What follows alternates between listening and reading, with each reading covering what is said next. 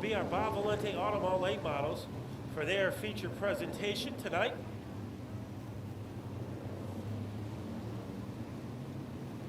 Starting on the pole in car number 17 will be Wayne Corey Jr.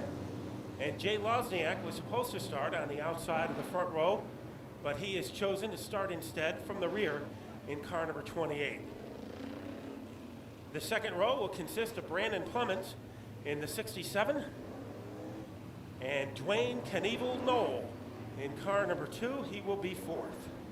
In fifth, the man who starts tonight third in the points, Christopher Moose Dowden. And by his side, in the 5 car, two-time winner in 2005, Carl Erickson Jr. Our point leader will be starting 7th, Mark St. Hilaire from Berlin, Connecticut. Next door to him will be Bring It On, Bruce Thomas in car number 35. Starting 9th, the 03, Dennis Botticello. Then it will be the 90, 4-time winner, Alan Coates. Joe Perry will be 11th. The 6 of Larry Goss will be 12th. Then the 18 of Phil Smith will start 13th. The 7th of Ed Field. Then we'll have the 77 of Richard Durante. And the 66 of Tony Macrino. And that is a very formative field. As Corey gets to the first turn ahead of the 67 of Brandon Clemens. Here comes Dwayne Knoll on the bottom. Knoll is on a crusade in car number 2 as he is making life miserable for Brandon Clemens, who gets caught high on the outside. And here comes Dwayne Knoll, one of the hard triers in the late model paddock. And the 2 car of Knoll by a Schnaz has moved into second place. The battle is for 4th and 5th. Carl Erickson has a pole, and he is pushing into the top 3. So almost like a rumor. Carl Erickson, and now it goes to work on Dwayne Knoll. So the best battle on the track is for 2nd and 3rd, and not bad competition for 4th and 5th, as Bruce Thomas able to get the best of Clemens and Coates. Here comes Erickson trying to catapult his way on the bottom of the 2 car of Dwayne Knoll, and he will complete the move. Carl Erickson, seeking his 3rd win of the year, is in 2nd. Wayne Corey, Dennis Charette has had in the SK modifiers. If there is a part that can malfunction, if there is something that can go wrong, it's usually slap the 17 car right across the face. So right now, Thomas getting a little into the car number 35, putting some pressure on Dwayne Knoll, finds room on the bottom. Here comes Thomas. He is all over Dwayne Knoll, close enough to fog up the visor on his helmet.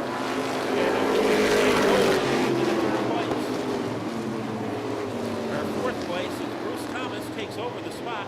And now here comes Alan Coates in car number 90. Coates is in 4th. And Knoll is hung out to dry on the outside. The big Kahuna. Dennis Botticello is on the move. And here comes Botticello. He has a top 5 car. Mark St. Hilaire, our point leader, is going to try to make a similar move underneath Dwayne Knoll. So Knoll getting trapped on the outside groove. And passing the line on the bottom groove. But the drum major is great as Wayne Corey. A fast guy trying to catch him. Carl Erickson. Wayne Corey, 2nd generation driver. Going to school for financial planning. And right now he is leading by slippers over the 5 of Carl Erickson Jr. Car must be moved. Black Dodge Neon, 716 SRG. 716 SRG is the registration. Black Dodge must be moved. Doing the movement right now on the racetrack is Wayne Corey. Carl Erickson not doing a good job. He is all over the 17 car like lava on a volcano as they head into the 4th turn. Thomas is right there. So is the 90 of Alan Coates. And then it is Dennis Botticello. The top 5 cars can fit inside a hot tub as they head into the 3rd turn. Approaching the midway mark of this one, Corey is under attack from all directions. Erickson down low, Bruce Thomas from up high. Also involved is the 90 of Coates, the 03 of Botticello. This is about as good as it gets in the late models. Wayne Corey has a lead, but he is surrounded by the enemy as he blisters his way across the field. And he is actually able to Thomas. So obviously, Erickson, Thomas, Botticello, and the 90 of Coates are so busy racing each other that the 17 already Thomas on the outside, that proved detrimental earlier tonight to Dwayne Knoll. And we'll see if Thomas can make it stick on the outside as he tries to yank second place away from Carl Erickson. Dennis Botticello right there. Cars sharing the same air supply for second, third, and fourth. And while those two cars are hammering each other, Corey in trouble. Corey slows down. New leader, Erickson, here comes. Bonsai move on the outside. Bruce Thomas. Thomas will try to take the lead. Can't do it. Carl Erickson takes the lead, and something has gone wrong again to Wayne Corey as that car just ran out of momentum on the backstretch, and Carl Erickson was able to inherit the lead. 35 second, then it's the 03. And Dennis Botticello riding along in the number 4 spot. Mark St. Hilaire, looking for his first win of the year, has become a contender in the orange number 3 car. And Larry Goss has moved the Bulldogs into 5th place. So Larry Goss doing a great job. 12 laps to go. Here comes Thomas on the outside, like a guided missile. Thomas, very difficult pass. It's so difficult, but he is able to take the lead by a skinch coming off the corner. Erickson not giving up. Dennis Botticello almost went underneath Erickson. What a race. 5, 6, 7 cars with Moose Dowden joining the party all have a chance to win. Thomas is leading. Erickson refuses to go away. A very tough pass pulled off by Bruce Thomas on the outside. Mark St. Hilaire saw what Thomas did. Now he is trying to make a carbon copy of it on the outside. Thomas, number 2, pulling away slightly from the combination of Carl Erickson and Mark St. Hilaire. A little wiggle coming off the corner by Dennis Botticello. Now Alan Coates on the outside. Remember, if the tires are solid on that car, he can run on the outside. Plenty of daylight between Battleship Bruce Thomas and the 3 of Mark St. Hilaire. St. Hilaire on the outside is able to dart his way into second. But the 5 of Erickson not folding. Right there. Coates is right there. Larry Goss and Dowden are right there. But a man who has carved open some luxury is Bruce Thomas, as he leads by about 2 furlongs. When they hit the stripe, we're down to a 6-pack of laps. Mark St. Hilaire has moved into second. The man moving backwards right now is Carl Erickson. Maybe Gary knows why. Look, Goss in trouble down the back straightaway. He swerves, curves into turn 3, comes back out of the track, clips the 66 car, and then is fractured by Jay Loziak. Loziak came around and he fractured the front end of the car by Larry Goss, and we have a yellow. First yellow of the night. Bruce Thomas is leading with St. Hilaire in second, but extensive damage as we saw Larry Goss lose control in the backstretch.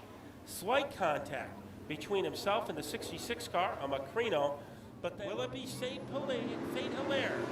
Here is Thomas. Thomas does the job on the restart. St. Hilaire has to tuck in for second.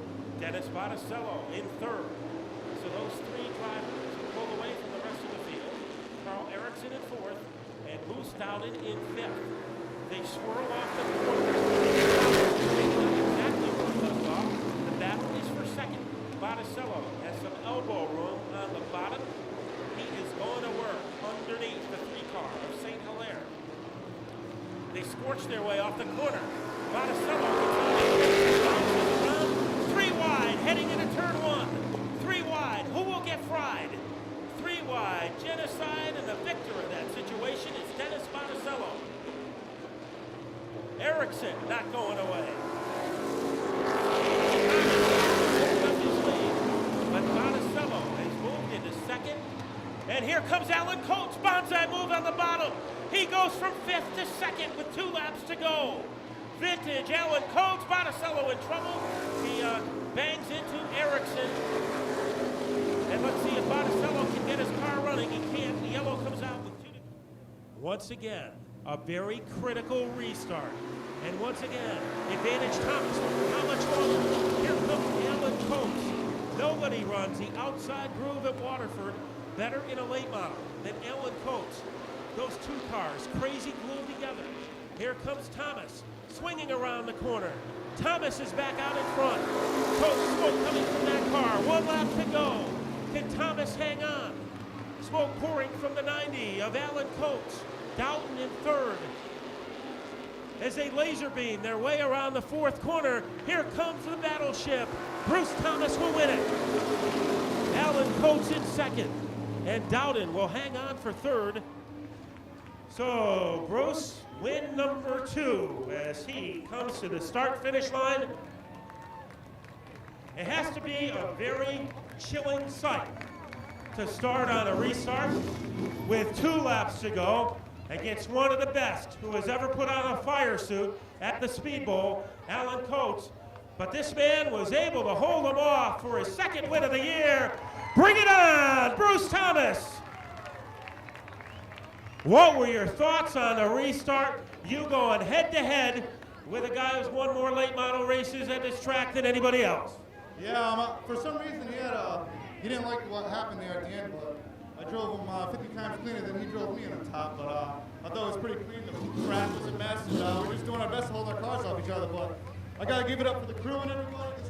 This car straight up flying today. It wasn't that fast or it was practicing our heats, but we turned it around and got it going good. I got to thank Arsenio Flores Shannon, Reunion Deli, Carter Pete, without you I wouldn't be here, my brother Nate, my cousin Glenn, my uncle Glenn, my cousin Zach, everybody on the crew that helps me. I appreciate it a lot.